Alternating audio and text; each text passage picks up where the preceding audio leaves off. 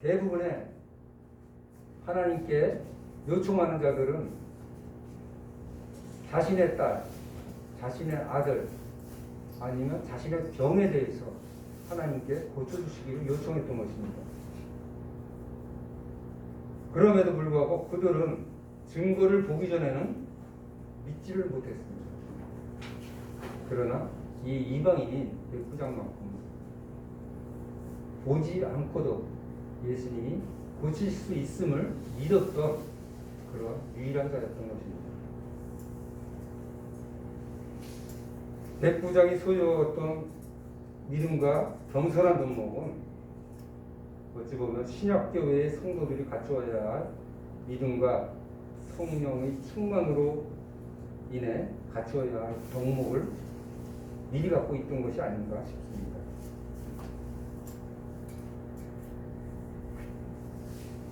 세 번째로 마태복음 26장 12절을 통해서 예수님의 발에 향유를 부은 여인에 대해 참고해 보겠습니다. 이렇게 적혀 있습니다. 이 여자가 내 몸에 이 향유를 부은 것은 내 장례를 위하여, 내 장례식을 위하여 행이니 라고 말씀하십니다. 당시에 예수님께서는 제자들에게 여러 차례 자신의 죽음을 이야기하셨습니다. 그럼에도 아무도 신중하게 듣는 이가 없었고 또 그 말씀을 믿지도 않았습니다. 지금 신약 교회 시대에서는 보혜사 성령을 우리에게 보내주셨기에 예수님께서 6월절 어린 양으로서 신약의 십자가에 달리실 그 사건에 대해서 믿고 있습니다. 그러나 당시 상황에서 주님의 장례를 미리 준비했다는 것은 말씀대로 복음이 전해지는 곳에서는 알려야 될 그러한 큰 믿음으로서 마땅했다고 생각이 됩니다. 하나님을 통해 믿게 된 특별한 행동으로 말미암아 죽으심을 앞두신 예수님께서 유일하게 위로를 받은 여인이 아닌가 싶습니다. 모든 사람이 예수님의 죽음을 피하고 싶어 했고 동조하고 싶어 하지 않았습니다. 그러나 이 여인을 통해서 예수님이 얼마나 위로를 받으셨겠어요.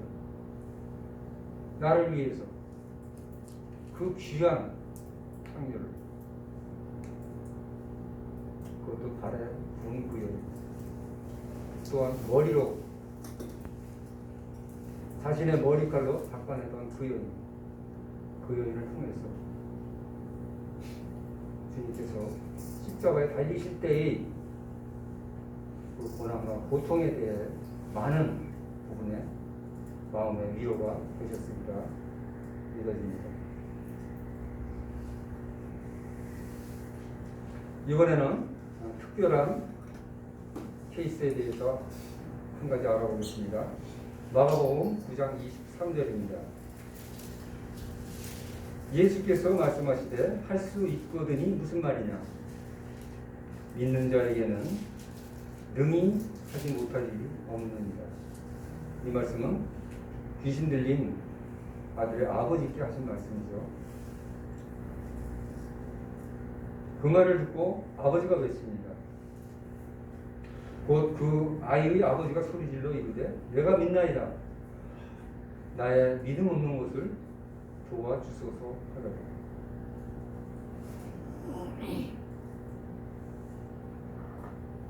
그 아이의 아버지는 이렇게 말했습니다. 가능하다면 해주시고 불가능하다면 안 하셔도 별반 상관없겠습니다. 어쩔 수 없겠죠. 라는 태도였죠. 그것에 대해서 믿는 자에게는 능치 못할 일이 없다고 말씀하신 것입니다. 그리고 그가 자신에게 없는 그 믿음에 대해서 도와달라는 부탁을 드립니다. 예수님께서는 그 아버지의 믿음을 도와주셨고 그 아들은 나음을 입게 되었습니다.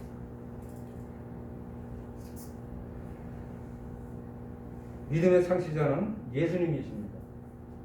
아니고 그 예수님께서 신약 교회 시대를 여신 주인공이십니다. 그 믿음의 창시자여 믿음의 주께서 자신이 앞으로 보내실 보혜사 성령님의 역사를, 다시 말해 예수님의 이름으로 명하노니 귀신은 그로부터 나갈지어다라고 우리가 현실에서 이야기하고 있습니다. 마음 기도원에서도 이런 말들을 하고 있는데요. 그러한 성령님의 역사를 미리 보여주신 것으로 여겨집니다. 또한 그러한 귀신 내쫓는 능력을 이미 받은 제자들이 있었는데요. 그들이 실패해서 주님께 온 경우가 있었습니다. 이것에 대해서 마가복음 9장 29절에 이르시되 기도 외에는 다른 것으로는 이런 종류가 나갈 수 없느니라고 말씀하십니다. 성공한 자들에게 하신 말씀은 이렇죠. 귀신이 너희에게 항복한 것으로 기뻐하지 말고 너희 이름이 하늘에 기록된 것으로 기뻐하라. 귀신이 항복한 것이 중요한 것이 아니었습니다. 귀신 들린 자녀로 인해 절규하며 애통하는 이들을 진정으로 공의히 여기고 마음 깊이 공감하여 동정하고 내 마음처럼 사랑하는 마음으로 하나님께 기도를 한다면 그 기도를 들어주신다는 말씀이죠. 물론 예수님께서는 항상 그렇게 기도하셨으리라 믿어집니다. 당사자의 병을 고치거나 귀신을 내쫓는 일, 그 일이 나를 통해서 기적이 나아가는 일, 그것을 기뻐하신 것이 아니라 상대를 진심으로 사랑함으로, 상대를 진정으로 공의히 여김으로 그를 위해서 특별한 기도를 하시고 그 기도를 들어주신 하나님의 역사를 찬양하는 것, 이것을 우리에게 가르치시는 것이 아닌가 믿어집니다. 그래서 그러한 예수님을 품고 사는 이들은 그 이름이 하늘에 기록될 것이라고 말씀하십니다. 그런 마음을 가진 자들이 하늘나라에 갈 수 있기 때문입니다.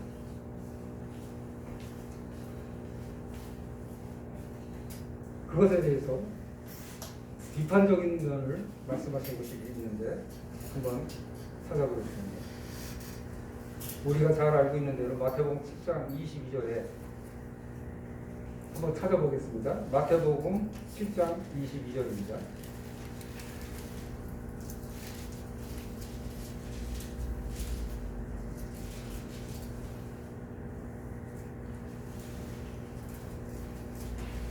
마태복음 10장 22절.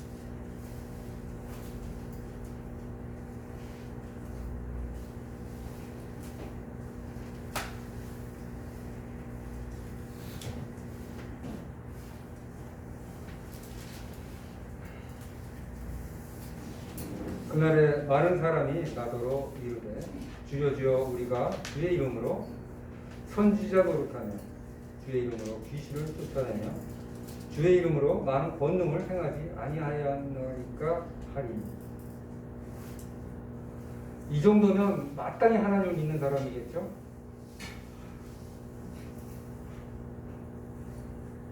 주의 이름으로, 어느 누구의 이름도 아니라 주의 이름으로 선지자 노릇을 했습니다. 주의 이름으로 귀신을 쫓아냈어요. 그런 권능이 있었어요, 그 사람에게. 그 외에도 많은 병을 고칠 수 있는 다양한 권능을 행하였다고 한 말씀을 이야기합니다. 그런데 의외로 주님의 반응은 이렇습니다. 그때 내가 그들에게 밝히 말하되 내가 너를 도무지 알지 못하니 불법을 행하는 자들아 여기서 떠나가라 하리라.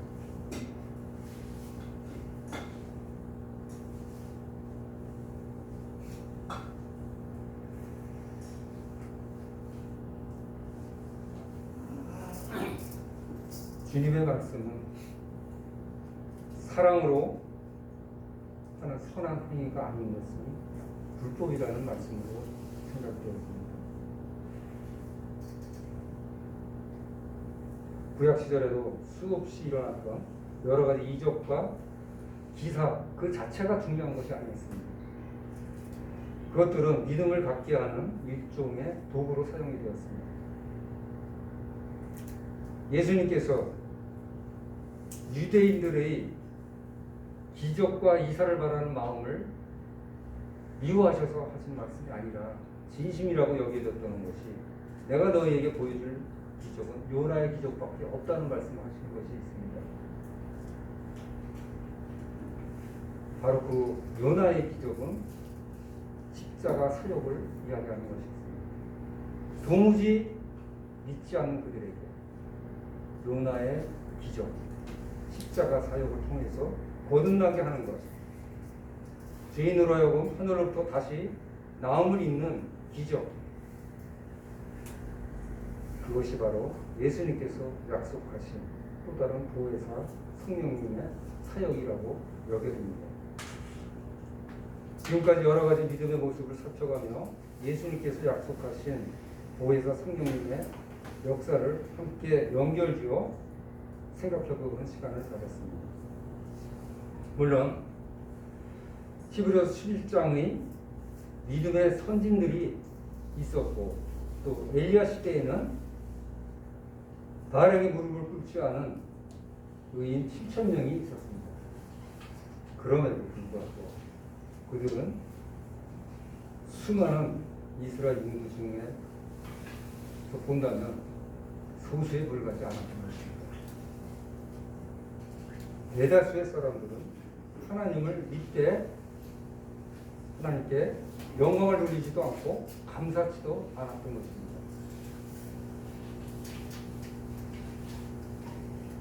물론 여러 가지 이적들이 유형에 쓰이는 경우도 있음을 저도 인정하는 바입니다. 다만 그 성령이 진리의 영이라는 측면에서 또 사랑의 영이라는 측면에서 말씀을 나누었습니다. 여러분의 견해는 어떻습니까? 물론 저와 다를 수도 있다고 생각해 보겠습니다. 마무리 짓겠습니다. 아까 함께 읽었던 이사야 59장 16절을 함께 찾아보겠습니다. 이사야 59장 16절입니다. 사람이 없음을 보시며 중재자가 없음을 이상히 여기셨으므로 자기 팔로 스스로 구원을 베푸시며 자기 공의를 의지하사.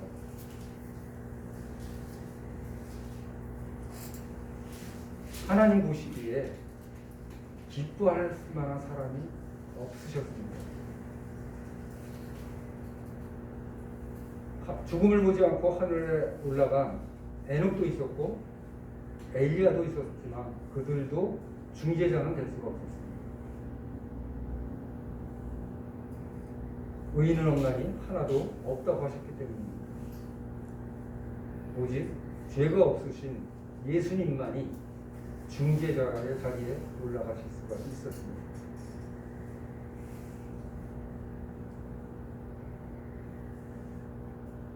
그래서 그 옛날 창세기 22장 16절을 통해서 아브라함에게 맹세하신 말씀, 내가 나를 가리켜 맹세하노니 라고 하신 대로 당신께서 스스로 육신의 몸을 이 땅에 입고 내려오셔서 중재자가 되기 위해